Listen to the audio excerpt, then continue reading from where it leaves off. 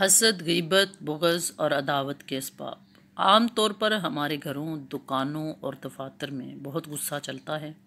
یاد رکھنا، غصے کے بے قابو ہو جانے سے عداوت پیدا ہو جاتی ہے، اسی وجہ سے حسد پیدا ہوتا ہے، اسی سے دشمنی پیدا ہوتی ہے، اسی سے آدمی ایک دوسرے کو مارنے پر تیار ہو جاتا ہے۔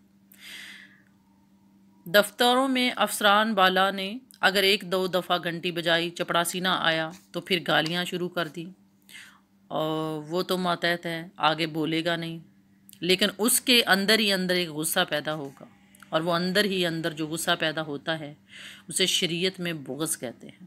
اب وہ چپڑاسی گالیاں سن کر باہر جائے گا تو دوسرے ساتھیوں کو یہ سب بتائے گا، تو پھر اس کے بغض سے ہی آگے غیبت اور عداوت کی فضا بنے گی۔ وہ پیچھے جا کر کہے گا کہ میرا بس نہیں چلتا کہ میں اس کا منہ نوچ لوں۔ اس سے حسد اور کینہ پیدا ہوتا ہے۔ اللہ کے نبی صلی اللہ علیہ وسلم نے فرمایا، حسد کی بیماری پہلی امتوں میں بھی رہی، مجھے بھی خطرہ ہے کہ یہ بیماری کہیں میری امت میں بھی نہ ہو جائے۔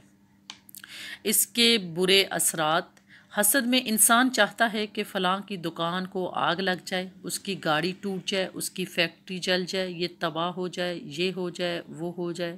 اب اندر ہی اندر حسد کی آگ لگی ہوئی ہے، جلن ہو رہی ہے۔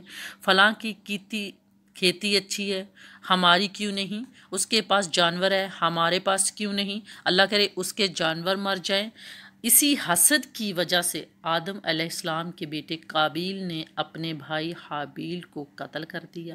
حابیل نے بھی اللہ کے حضور اپنی قربانی پیش کی اور قابیل نے بھی پیش کی۔ اوپر سے آگ آ کر قربانی کو جلا دیتی تو سمجھا جاتا کہ قربانی قبول ہوگی۔ چنانچہ حابیل نے جب اپنی قربانی پیش کی تو اوپر سے سفید آگ آئی اور قربانی کو جلا دیا، جو اس بات کی نشانی تھی کہ اس کی قربانی قبول ہوئی۔ قابیل نے بھی قربانی پیش کی مگر کوئی آگ نہیں آئی، یعنی اس کی قربانی قبول نہیں ہوئی۔ اب حسد کی آگ میں اس نے اپنے بھائی حابیل کو شہید کر دیا۔ دنیا میں یہ سب سے پہلا شہید ہے، سب سے پہلا قتل۔ حابیل نے کہا، تم ہاتھ بڑھاؤ تو بڑھاؤ، میں ہاتھ نہیں بڑھاتا۔ اللہ کے نبی صلی اللہ علیہ وسلم نے فرمایا، قیامت تک جتنے قتل ہوں گے ہر قتل میں قابیل کا حصہ شامل ہے، کیونکہ جو کوئی برا طریقہ جاری کرے گا، جتنے لوگ اس برے طریقے پر چلیں گے ان کو بھی گناہ ہوگا، اور جس نے وہ گناہ جاری کیا اس کے حصے میں بھی وہ گناہ لکھا جاتا رہے گا۔ اپنے اندر قوت برداشت پیدا کریں۔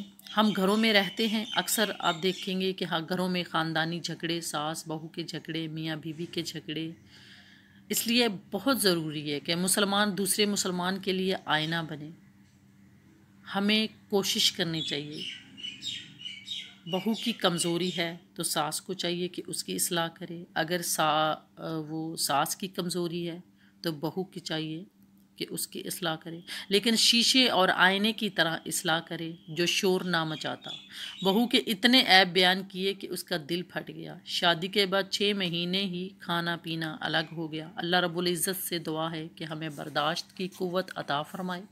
انسان کو بہشت انسان غصہ تو آئے گا، یہ ہو ہی نہیں سکتا کہ کسی انسان کو غصہ نہ آئے۔ بس اتنا ہے کہ ایک انسان غصے کو کنٹرول کر لیتا ہے، دوسرا کنٹرول نہیں کرتا۔ تو اللہ سے ہاتھ جوڑ کر اس کا فضل کرم مانگنا چاہیے، اس سے ڈرنا چاہیے، اور اللہ سے معافی مانگنی چاہیے کہ یا اللہ مجھے صبر دے، مجھے کنٹرول کرنے کی طاقت دے، اتنی ہمت دے۔ اللہ کے نبی صلی اللہ علیہ وسلم نے فرمایا، اے اللہ مجھے حوصلے کا زیور پہنا دے۔ آدمی میں زینت کب آتی ہے؟ آدمی میں زینت حوصلے سے آتی ہے۔ غصے میں بھڑک جانے سے آدمی کی ساری زینت ختم ہو جاتی ہے۔ آپ نے دیکھا ہوگا بھائیوں میں بہت محبت ہوتی ہے، مگر جیسے جیسے شادیاں ہوتی جاتی ہیں اختلافات پیدا ہونے لگتے ہیں، لہٰذا انہیں چاہیے کہ بہت حوصلے سے ان معاملات کو طے کریں۔